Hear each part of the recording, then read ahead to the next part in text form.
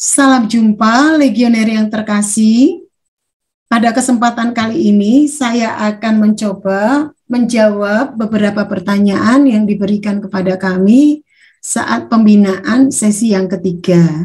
Ya, pada pembinaan perwira sesi yang ketiga, kami diberi beberapa pertanyaan, kami akan coba menjawabnya. Semoga jawaban-jawaban yang kami berikan dapat diterima dengan baik.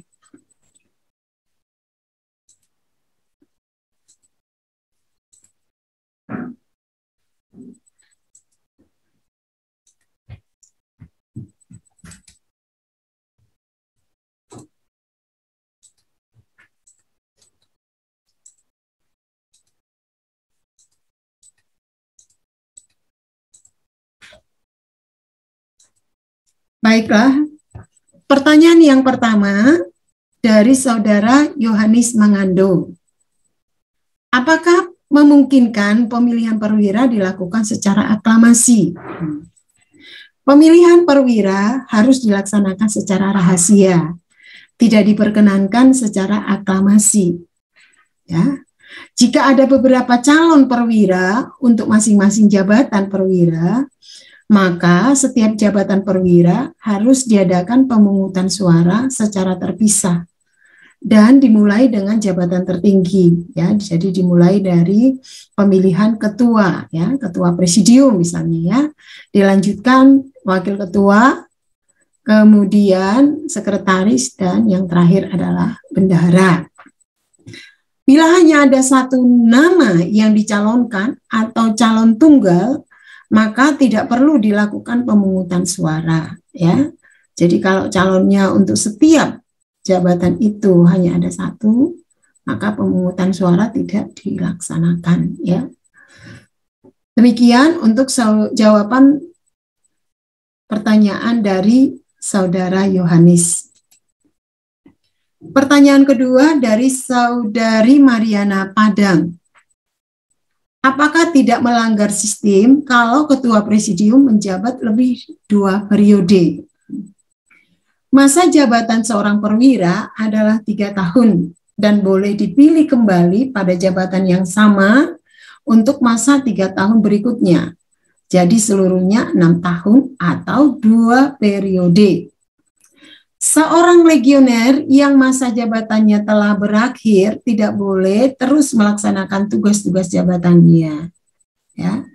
Bila ketua presidium sudah menjabat 2 periode, maka harus segera dilakukan pemilihan ketua presidium. Ya.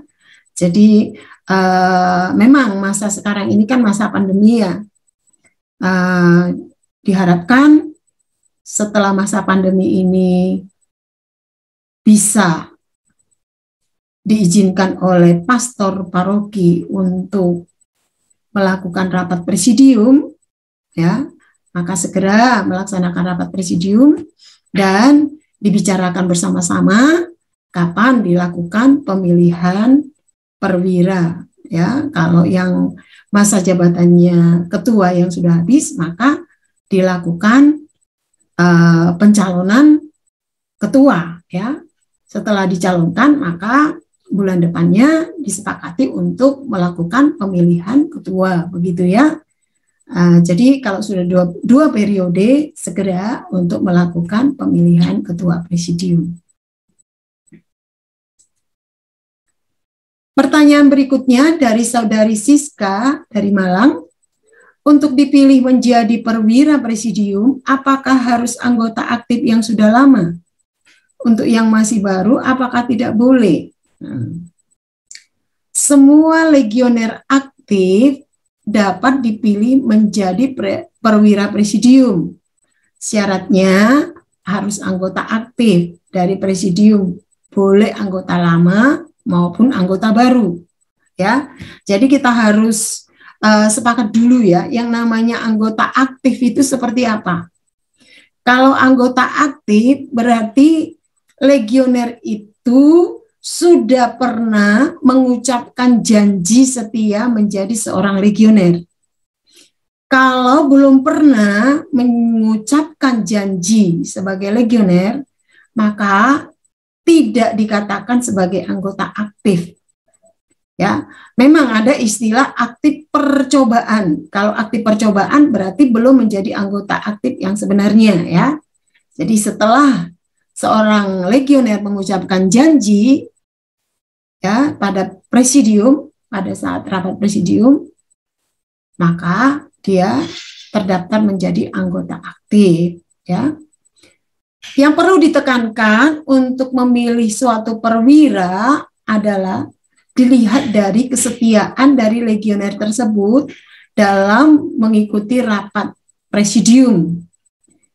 Ya, jadi dia sudah setia menjalankan rapat presidium mingguan ya, kemudian menjalankan tugas-tugas mingguan, tugas-tugas kerasulan mingguan, maka legioner tersebut boleh dipilih menjadi perwira, walaupun mungkin keanggotaannya masih 6 bulan atau kurang dari setahun. Tapi kalau dilihat bahwa beliau itu sudah setia dalam mengikuti rapat, sudah mengucapkan janji, dan setia dalam menjalankan tugas-tugas kerasulan yang diberikan, nah, boleh dipilih menjadi perwira presidium. Demikian ya, Saudari Siska. Berikutnya pertanyaan dari Galaxy A10S. Wah, namanya tidak ada. Apabila dalam pemilihan perwira presidium, calon perwira sudah dipersiapkan jabatannya, apakah masih perlu untuk pemungutan suara lagi? Setiap regenerasi perwira, setiap calon perwira sudah harus disiapkan terlebih dahulu jabatannya. Ya, misalnya begini. Untuk calon perwira itu kan ada 4 ya. Calon ketuanya disiapkan dulu. Ada berapa calon ketua? Calon wakil ketua berapa? Calon sekretaris berapa orang? Calon bendahara berapa orang? Nah, seperti itu ya. Nah, jadi harus disiapkan dulu. Misalnya ada legioner A, dia itu cocoknya ketua.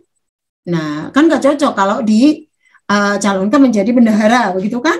Misalnya beliau tidak bersedia menjadi bendahara, nah misalnya. Jadi harus dipersiapkan, ya. Karena ada orang memang yang nggak bisa menghitung-hitung uang, pegang uang, itu nggak bisa. Atau tidak telaten, atau tidak teliti, misalnya. Ada seperti itu. Tetapi kalau sekretaris cocok, misalnya bisa dicalonkan. Jadi disesuaikan dengan, dipersiapkan dengan kesediaan dari legioner tersebut menjabat sebagai perwira posisi yang mana, gitu ya. Jadi harus dipersiapkan. Intinya begitu.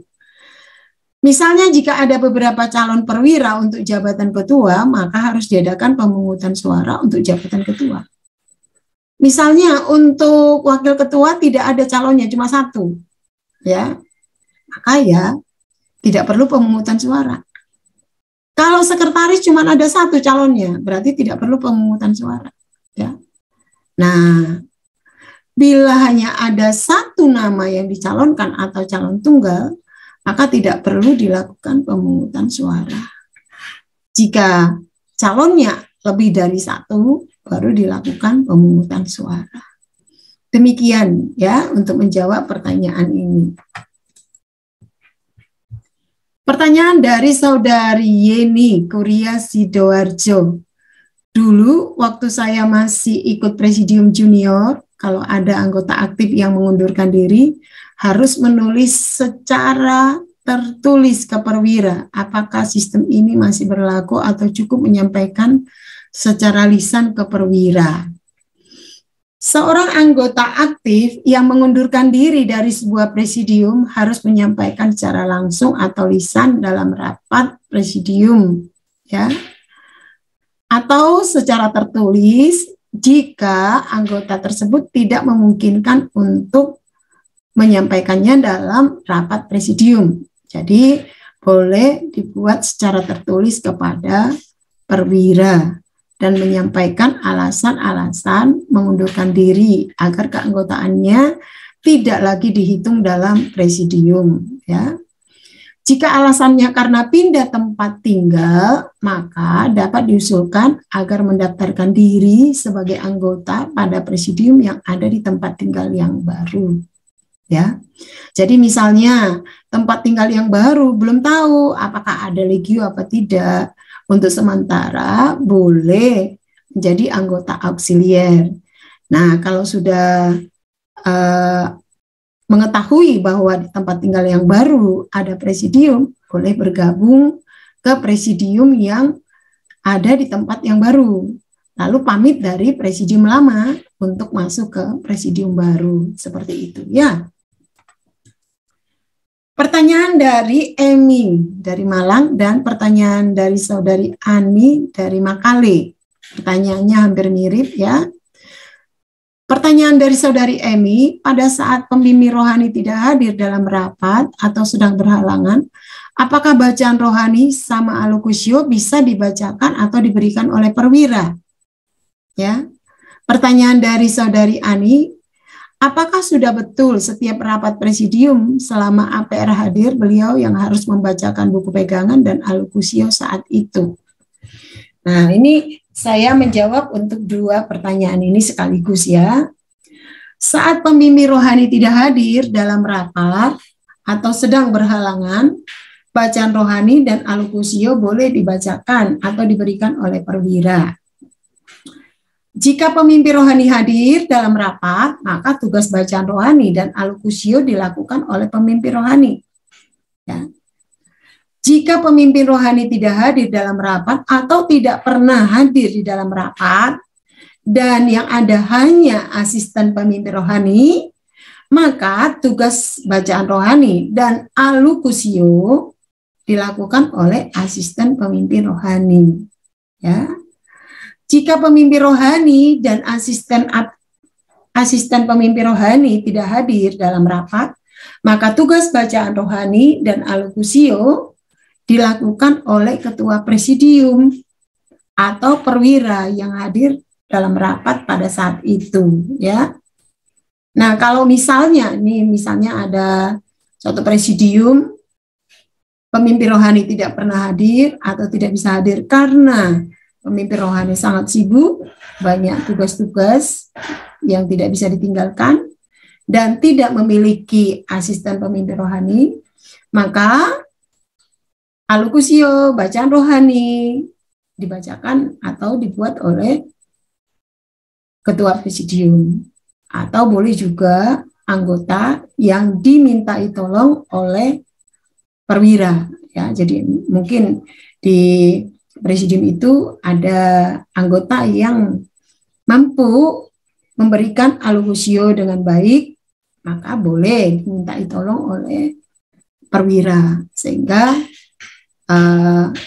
anggota itulah yang memberikan atau membacakan bacaan rohani dan alokusio. Demikian untuk pertanyaan saudari Emi dan saudari Ani. Pertanyaan berikutnya dari saudari Marsia Sairina. Bagaimana kalau semua perwira baru satu periode dan pada saat periode pertama sudah selesai, maka apakah sah kalau anggota tidak mengadakan pemilihan dan memutuskan agar perwira lama melanjutkan ke periode berikutnya tanpa melalui proses pemilihan? Jika tidak ada nama calon lain atau calonnya hanya calon tunggal untuk masing-masing jabatan perwira tersebut, maka pemungutan suara tidak perlu dilakukan. Tetapi tetap dilaporkan dan dicalonkan kembali ke dewan di mana presidium itu bergabung agar dapat disahkan menjadi perwira untuk periode yang kedua.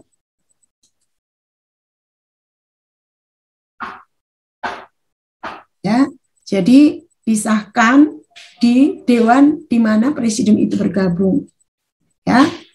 Nah, kemudian nanti Kuria akan mengesahkan untuk jabatan perwira periode yang kedua. Pertanyaan dari saudari Elizabeth Sapar. Bagaimana kalau anggota aktif tapi sudah lama tidak pernah hadir dalam rapat, tetapi belum bersedia menjadi anggota auxiliar, tetap mau menjadi anggota aktif. Ya. Perwira ditugaskan dalam rapat presidium untuk mengunjungi anggota tersebut untuk mengetahui keadaannya dan membantu kesulitan-kesulitan yang dihadapinya.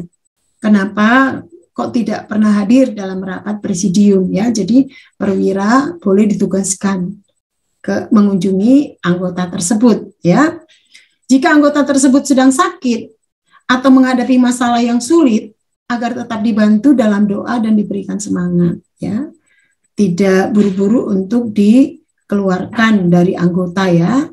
Nah, jadi dikunjungi, dilakukan kunjungan kasih agar kita mengetahui kenapa kok tidak bisa hadir dalam rapat presidium.